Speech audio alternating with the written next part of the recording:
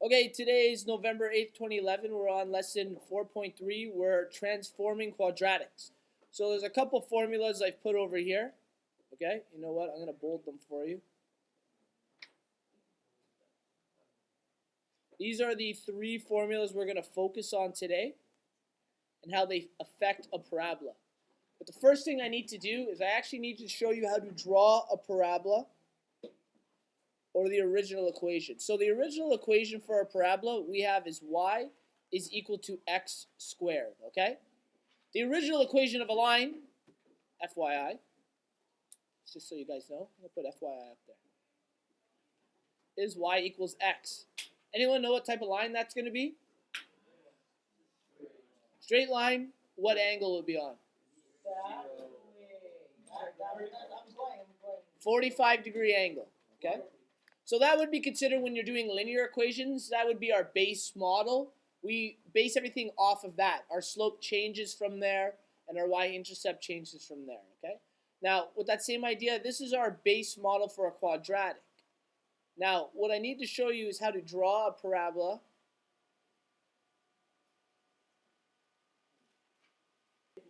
So we have our grid. We've scaled it from 1 to 10. Okay. Now, an original parabola, what's important about it is we know that we can find the points if we make a table. So I'm going to quickly make a little table here. We're going to go from -3 to +3. Okay, so let's make a little table also. Okay, so we have our table. And we're going to quickly solve for values of x, okay? So let's say x is -3. What that means is I would plug -3 into my equation y equals x squared. I plug -3 in for our x value, okay? So let's say that's our first one we do. I'm going to do it small. Y would be equal to -3 squared, which would be what? 9. So our very first coordinate, -3 and 9. So we go to -3 and 9. There's 1 point, okay? Let's plug in -2. Same idea, same equation, y equals -2 squared, which is 4. Okay, so we have another coordinate. -2 and 4. Go to the parabola, plot our point. Let's try -1. Right now I'm using numbers that are roughly around the origin, okay? I just want to see how this parabola acts around the origin. If we had y was equal to -1 squared, what would we get? Just 1. So -1 and 1 is another coordinate. -1 and 1. Let's put 0 in. What would 0 squared be?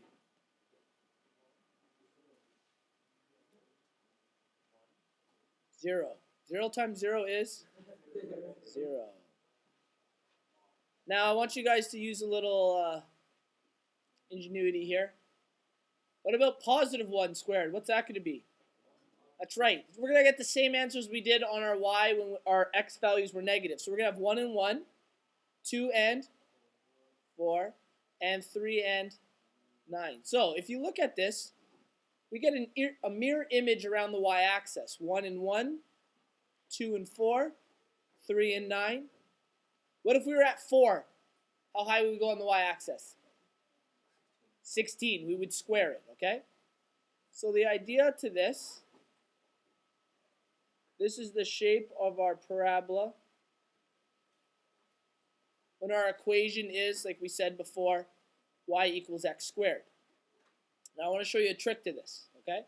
Instead of having to make the table every time, we're going to name this, use some of the knowledge we had yesterday. What is this lowest part of the parabola called? That's right, that's our vertex. And what coordinate is it at? 0 and 0. So when we have the equation y equals x squared, our vertex is at 0 and 0, okay? From there, this is how you can draw the parabola. If you shift over 1 and you square that amount, because remember we're working with x squared, we go, what is 1 squared? 1. So we go over 1 from the vertex, up 1. There's a point. What if I wanted to go 2 from the vertex? what would 2 squared be? 4. So I go up 1, 2, 3, 4. Here's another point. If I wanted to go 3 over, how many would I go up? Because we square 3, we go up 9. So 1, 2, 9. Okay? What if I went over 6? How many would I go up to find my y point? 36. So something probably way up there it would attach to. Okay? Same with the negative direction. If I go negative 1 squared, what do I get? Positive 1. So I go up 1. Oops. When I go negative 2 and I square it, I go up 4. Okay? The negative 3 squared is 9. Negative 4 squared, 16. So you can draw the parabola from just knowing where the vertex is, as long as our a value, which is our a right here, is 1 right now. Okay? So this is our original parabola. I want you to always work from this with all of the transformations we're going to make today. So let's get full screen image. Okay. The first type of formula we're working with is y equals x squared plus k. So this varies from our original, which was y equals x squared. This is when we add a number to the end of the equation. Okay? Now we have our original parabola. I'm going to quickly draw it again. The vertex we know, so this will be our original. We'll do in red. Okay? So our vertex is at 0, 0. We know we go over 1, up 1, over 1, up 1, over 2, up 1, 2, 3, 4, over 2, up 1, 2, 3, 4, over 3, up how many? 9. Over 3, up 9, and then our graph doesn't really support anything higher. There's a parabola. Okay, that's our original, y equals x squared. Now, when we get a number of k, and we set it over here, when k is greater than 0, we're going to say shift up. When k is less than 0, shift down. So what that means, if we take the vertex, whatever the value with k is, say it's positive 3, we go up 1, 2, 3. Here's our new vertex. Then we redraw the parabola from that vertex. Over 1, up 1, over 1, up 1, over 2, up 4, 1, 2, 3, 4, over 2, up 4. And I'm actually going to draw a permanent one right now. Okay? If k was a negative number, let's say negative 4, we would take this vertex and we take it down 1, 2, 3, 4 units. There's our new vertex. We get our points and we graph it from there. So the entire, well, that's not helpful, but the entire parabola, the idea is it's been shifted downwards. So we'll give you an example here. We'll actually equate it. So let's say we get y is equal to x squared minus 5. Okay. We still have the same parabola, x squared, but this time the vertex is down 5 units. Did I draw that in permanent? I did. I don't know why I did that. Oh, okay, here we go. So this one we'll do in green. Now we said we have negative 5 as our case. So what we're going to do is we're going to take that vertex, which I erased. There we go. We go down 5 units. 1, 2, 3, 4, 5. So there is our new vertex, okay? 5 units below. There are 2 ways to draw this. I suggest this one, though it may seem harder to start. It'll make an equation we do later much easier to work with. Here's our vertex. We know our parabola goes over 1, up 1 from there. Over 1, up 1 from the vertex again. We go over 2 from the vertex, up 4. 1, 2, 3, 4. Over 2, up 1, 2, 3, 4. Over 3, we square 3, what do we get? 9. So here's 5, 6, 7, 8, 9. And same over here, 9. What if we went over 4? 1, 2, 3, 4. We go up how many? 9, 10, 11, 12, 13, 14, 15. And we got there. And there. Okay? This will be difficult for me, but we connect the dots, which is usually an easy task we learn in elementary school. but it's the same shaped parabola. It's just been shifted down 5 units, okay? Now the other way you could have drawn this is we took the vertex, shifted it 1, 2, 3, 4, 5. Take the next point you've already drawn, shift it down 1, 2, 3, 4, 5. You'd be right there. 1, 2, 3, 4, 5. For instance, this unit, 1, 2, 3, 4, 5. It's 5 below. You notice that always works, okay? So you can always draw the original and then shift it all the way down 5 units or shift it up 3 units depending what the value of k is. Okay, our next example. This time we have a change with h. Now we're going to talk about h. h, if it is greater than 0, okay, we go in the negative direction. So we shift left. If h is less than 0, we shift right. So this is counterintuitive to what we were doing with x, okay? Just revisit this for a second. If x is greater than 0, that means x is positive. So we shift it upwards. In this case, why am I saying x? K. When k is less than 0, in other words, it's a negative number, we shift it down in a negative direction. That makes sense to our thinking.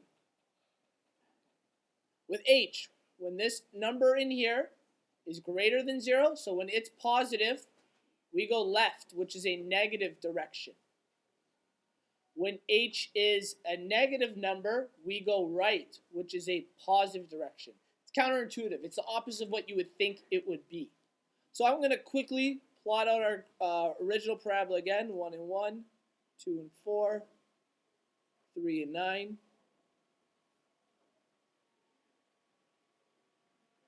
So here's our original once again. Now what that means is, let's say k was positive 5. I take the vertex and I move it in the left, to the left, 1, 2, 3, 4, 5. So my new vertex is here. I plot my points. Here's our new parabola. Okay, I'm going to plot a proper one out. That's an example. So if you notice, the entire parabola shifted 5 units to the left. Let's say it was negative 3 RH. And remember, this is in brackets and square. Okay, I forgot to draw that in the other one. The other one, I meant it to look like this. Plus 5. Sorry, there's no squared there. I'm using a terrible example. Hold on. What I mean by that is y equals x plus 5. The squared's on the outside. So this is inside the brackets. The whole parabola would have shifted left. Let's say we have y is equal to x minus 3 squared. That means we take the vertex, go 1, 2, 3 units right, and we shift everything 3 units to the right. Our whole parabola has shifted to the right, even though it was negative 3. We shifted in a positive direction 3 units. So let's actually use an example. Do it in blue. Y is equal to x minus 6 squared. Okay. So if you guys notice, our h value is negative 6. So which direction are we going to go?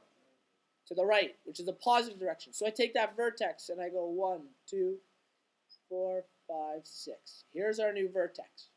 Then from there I draw the points. Over 1, up 1, over 1, up 1, over 2, up 4, over 3, up 9.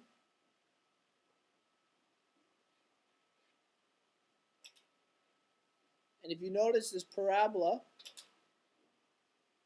has been shifted 6 units right. Okay? The last major variable I want to talk about is a. Okay? Now I'm going to make some comparisons back, which I didn't do before. In our original, we have y equals x squared. What would the value of a be in this one? 1. So that means in our original, a is the value of 1. We'll quickly plot the original. So we're multiplying everything by a factor of 1, which will make sense in a minute. Plot it, 3 and 9. We have our parabola. Okay. Now, as a quick note, let's go back over here.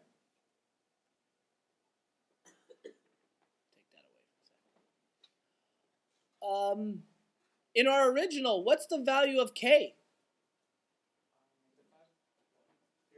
0. The value of k is 0, which makes sense because our origin or our vertex is on the y value of 0. Our k affects the y value of our vertex. Okay? What about with h? What's the value of h there? 0, right? Because technically it should look like this. Y equals x minus 0. I knew that would happen. Let's try to do it like that's a 0 squared, okay? Which makes sense because our x value, h affects the x value of the vertex. We're at 0, our x value, okay? So in the originals, our a value is 1, and our h and k values are 0. So a is a little different just to start. A deals with stretches and compressions. So the vertex stays in the same spot. We're not moving it like with h and k. But when our a value is, say, a number like 3, that's greater than 1, it's stretched. Okay? So think of someone's pulling it from the top. It gets thinner, the parabola. Or if a is a number like a half or 0.3, okay, these are examples, it's compressed. So think of like something sat on it and it got wider. So when we're between 0 and 1, we get a wider parabola. When we're greater than 1, we get a thinner parabola. And finally, when a is negative, we get a parabola that's facing downwards. Okay? Vertex stays the same. So let's talk about this. We'll do 2 examples because A can be confusing. We might actually have to do 3.